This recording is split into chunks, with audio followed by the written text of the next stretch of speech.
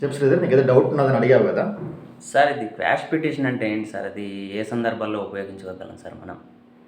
నమస్తే అండి, నా పేరు నరసింహులు, నేను హైకోర్టు అడ్వకేట్ అండి. మా అబ్బాయి అంటే మా జూనియర్ కొలీగ్ డౌట్ అడుగుతుంటే దాన్ని వీడియో తీసి మేము అప్లోడ్ చేస్తున్నాము. ఎవరికైనా కానీ ఇంట్రెస్ట్ ఉంటే కనుక ఏమైనా డౌట్ అడగండి, క్లారిఫై చేస్తాము. ఫర్దర్ మోర్ 482 సిఆర్పిసి కింద క్వాష్ పిటిషన్ వేస్తారు. Okay sir. కొత్త చట్టం బిఎన్ఎస్ కింద 528 BNSS. Okay sir. Quash petition యొక్క ఉద్దేశం ఏంటంటే కనుక, క్వాష్ మీనింగ్ ఏంటంటే కనుక తీసివేయడం. Okay sir. లిటరల్గా మీనింగ్ ఏంటంటే కొట్టడం, కొట్టివేయడం, ఏదైనా కేసుని కొట్టివేయడం. Okay sir. ఎప్పుడు కొట్టివేస్తారు, ఎప్పుడు తీసివేస్తారు ఆ కేసుని అంటే కనుక, ఆ కేసు లోయర్ కోర్టులో కానీ లేకంటే ఎఫ్ఐఆర్ స్టేజ్లో కానీ, ఈవెన్ ఎఫ్ఐఆర్ స్టేజ్లో కూడా హైకోర్టు క్వాష్ పిటిషన్ ఎంటర్టైన్ చేసి where clear case is there, where abuse of process of law okay sir. అని ఫీల్ అయితే కనుక ఆ కేసుని తీసేస్తుంది. తీసేసి ముందు ఇనిషియల్గా స్టే కానీ ఏదైనా ఎటువంటి రిలీఫ్ అని ఇస్తుంది. దాని తర్వాత నిదానంగా ఫైనల్ హియరింగ్లో నోటీస్ వెళ్ళి వచ్చిన తర్వాత డిసైడ్ చేస్తుంది. ఈ యొక్క పారామీటర్స్ ఎలా ఉంటాయి, ఎటువంటి సందర్భాల్లో ఇంటర్ఫియర్ అవుతుందంటే కనుక, 30 years బ్యాక్ భజన్లాల్ కేసుని ఒకటి వచ్చింది. Okay sir. దాంట్లో చెప్పారు అబ్యూజ్ ఆఫ్ ప్రాసెస్ ఆఫ్ లా అనేది. అంటే ఏంటి, ఈ ఎఫ్ఐఆర్ కానీ లేకపోతే ఛార్జ్షీట్ కానీ ట్రయల్ చేసినప్పటికి కూడా ఎఫ్ఐఆర్ని ఛార్జ్షీట్ వేస్తారు. ఛార్జ్షీట్ వేసిన తర్వాత ట్రయల్కి హాజరు కావాలి ముద్దాయి. ఇలా ట్రయల్ జరిగినప్పటికి కూడా ఇందులో శిక్ష పడదు అనే కేసులలో కోర్టు ఇంటర్ఫియర్ అవుతుంది. అలాగనే తెలిస్తే కనుక ఎవరైనా అటువంటి ఫాల్స్ కేసులో ఇంక్లూడ్ అయ్యి ఇబ్బంది పడుతున్న వాళ్ళు తెలిస్తే కనుక మన వంతు మనం కానీ సలహాగా ఇవ్వగలుగుతాం. ఓకే. లేదంటే లోయర్ కోర్టులో అయినా సరే వాళ్ళు డిశ్చార్జ్ పిటిషన్ ఎలా మూవ్ చేసుకోవాలి అనేది కానీ, డిశ్చార్జ్ పిటిషన్ అంటే కనుక సేమ్ కోర్టులో వేసుకోవాలి. Discharge petition will comes only after filing the charge sheet and commencing the trial commence అయిన తర్వాతే వస్తుంది. ఎఫ్ఐఆర్ స్టేజ్లో ఉండదు. ఓకే. ఇప్పుడు ఈ పారామీటర్లో చూస్తే పర్టికులర్గా నా పెయిన్ అంతా ఏంటంటే, నేను ఎందుకు చెప్పాలనుకుంటున్నానంటే, అసలు మనకు ఎవరైనా ఫోన్ చేసి అడిగేది అనే ఉద్దేశం కన్నా సమాజంలో చాలామంది ఈ నేరము అంటే ఎఫ్ఐఆర్ ఏదో పడిందనగానే లేకుంటే కనుక ఒక చిన్న పెట్టి కేసులో ఉన్నదనగానే విపరీతంగా భయపడిపోతుంటారు. ఆ కేసు వల్ల లైఫ్ అంతా కెరీర్ స్పాయిల్ అయిపోతుంది అనే ఒక భయానికి గురవుతూ ఉంటారు. చాలా తప్పది, ఏం కాదు. ధైర్యంగా ఫేస్ చేయాలి. తప్పు చేయనప్పుడు ధైర్యంగా ఫేస్ చేయాలి, నిరూపించుకొని బయటపడాలి. అలా అనగానే కూడా కొందరు అడుగుతుంటారు, కొందరు రివ్యూస్ పెట్టినాగా నేను చెప్తాను ఆన్సరు. డబ్బులు వెచ్చించాలి కదా అంటారు. అనవసరంగా ఈ ఫాల్స్ కేసులో డబ్బులు వెచ్చించి తిరగాలి కదా అనేది ఎట్లా అంటారు, అది వేరే విషయము. అన్నిటికీ సమాధానం ఒకేసారి చెప్పలేము మనము, సందర్భానుసారం సమాధానం చెప్తాము. విషయం ఏంటంటే, ఈ ఫాల్స్ కేసుని కానీ ఇటువంటి రెమెడీస్ తీసుకొని బయటపడగలిగితే కనుక ఒక 4 years 3 years 6 years తిరిగేది లేకుండా జెన్యూన్ కేసు ఉంటే కనుక హైకోర్టు విల్ ఎంటర్టైన్. అట్లని చెప్పి అన్ని కేసులలో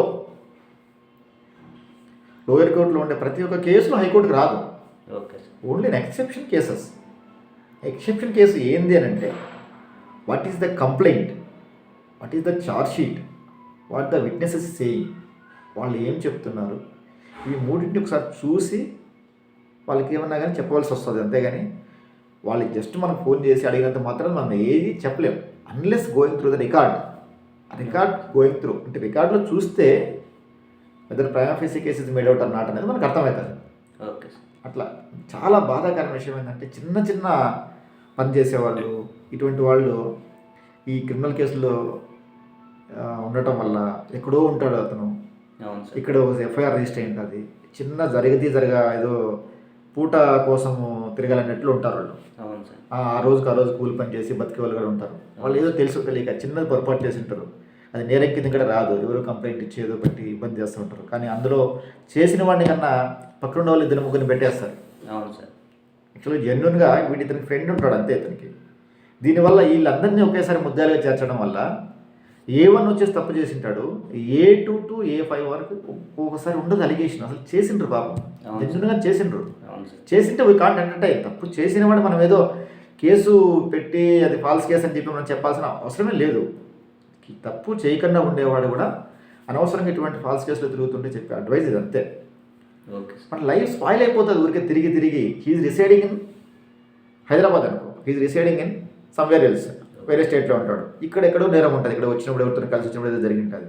దానివల్ల తిరిగి ఎక్స్పెన్సెస్ కానీ, దాని తర్వాత ప్రతి అపీరెన్స్కు యాజ్ ఎ క్రిమినల్ క్రిమినల్ కేసులో అదే ముద్దాయి ఖచ్చితంగా అప్పీల్ కావాలి.